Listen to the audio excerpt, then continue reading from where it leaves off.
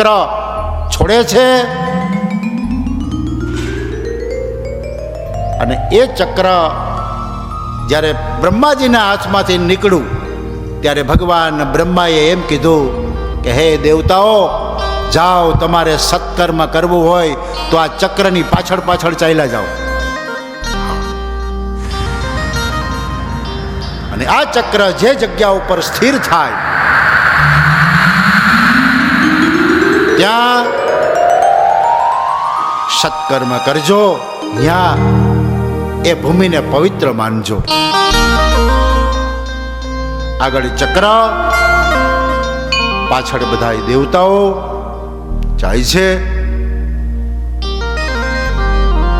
14 બ્રહ્માંડ ચક્ર ફરી વળ્યું. ભૂલોક, ભુવલોક, સ્વલોક, મહલોક, જનલોક, તપલોક, લોક, અતલ, વિતલ, તલાતલ, રસાતલ, મહાતલ, પાતાળ, 14 ઉપર, 7 ઉપરના લોક જે છે અને 7 નીચેના લોક,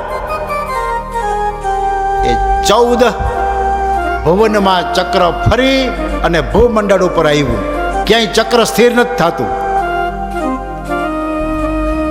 અને છેલ્લે અત્યારનું જે નૈમિષારણ્ય છે એ નૈમિષારણ્યની ભૂમિ આવી એટલે ચક્ર સ્થિર થઈ ગયું.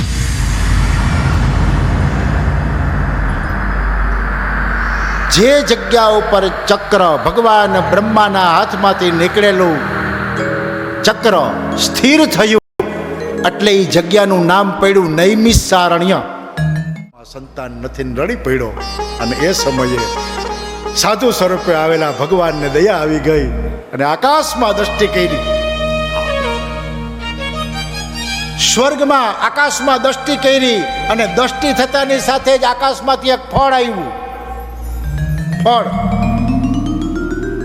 એ સીધું સાધુ સ્વરૂપે આવેલા ભગવાનના હાથમાં આવ્યું. અને હે આત્મદેવ, તારી બહુ ઈચ્છા છે ને સંતાન માટેની, જા આ ફળ તો તારી પત્નીને ખવડાવી દેજે. અને એની પત્નીનું નામ છે ધુંધુલી.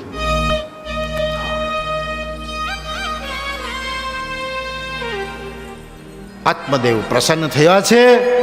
મારી મનની મુરાદ ભગવાને પૂર્ણ કરી ફળ લઈને આવ્યા ઘરે.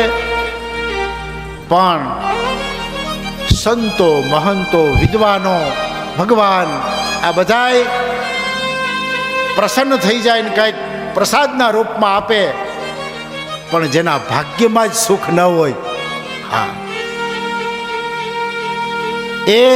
એનો અનાદર કરે. અને જ્યારે એ અનાદર કરે ને ત્યારે સમજી લેવાનું કે એના ભાગ્યના દરવાજા ભગવાન ખોલવા માટે તૈયાર છે, પરંતુ વ્યક્તિ એના ભાગ્યના દરવાજા બંધ કરી દે છે. આજ આત્મદેવ પોતાની પત્ની ધુંધુલીને ફળ આપ્યું.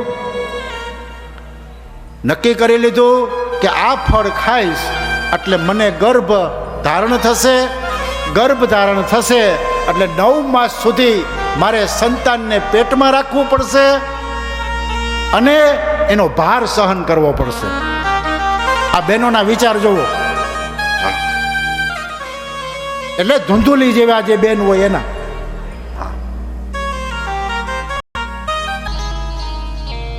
મોટા મોટા મંદિરોમાં પહાડા ઉપર જ્યાં મા જગદંબા બિરાજે છે, ત્યાં કોઈ સાડીઓ લઈને પહેરાવે માને અને ઉમરાવાળી માને રાજી ન રાખે.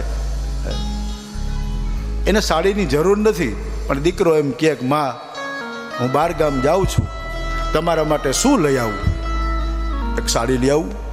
એ માં તરત એમ કહેશે, બેટા તે કીધું ને માં બધું આવી ગયું, મારે કાંઈ નથી જોતું. તો આ જે મા અને પિતા છે એનું મહાત્મય અનેરું છે, અધકેરું છે. હરેક સંતાન આ કથા ઉપરથી પ્રેરણા લે કે બસ મારે મારી માને પિતાની સેવા કરવી છે છેલ્લા શ્વાસ સુધી.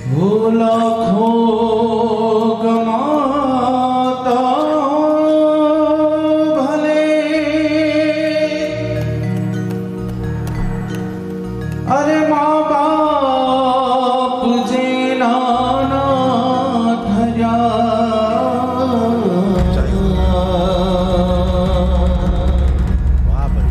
લાખો કમાતા હો ભલે,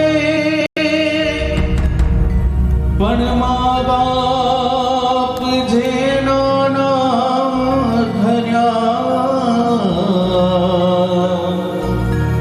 એ લાખ નહીં પણ રાખ છે એ માનવું ભૂલશો નહીં. ભૂલો ભલે બીજો બનો, મા બાપને ભૂલશો નહીં. અગણિત છે ઉપકાર જય હો. ભૂલશો નહીં. પથ્થર પૂજા પૃથ્વી તણા,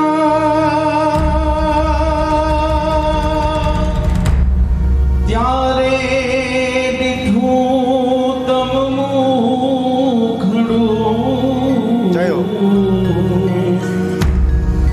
પથ્થર પૂજા પૃથ્વી તણા,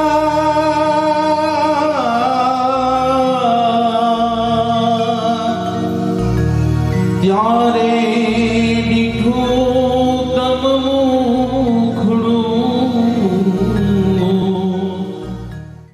આંગણે આવીને ઊભા રહી ગયા ભગવાન.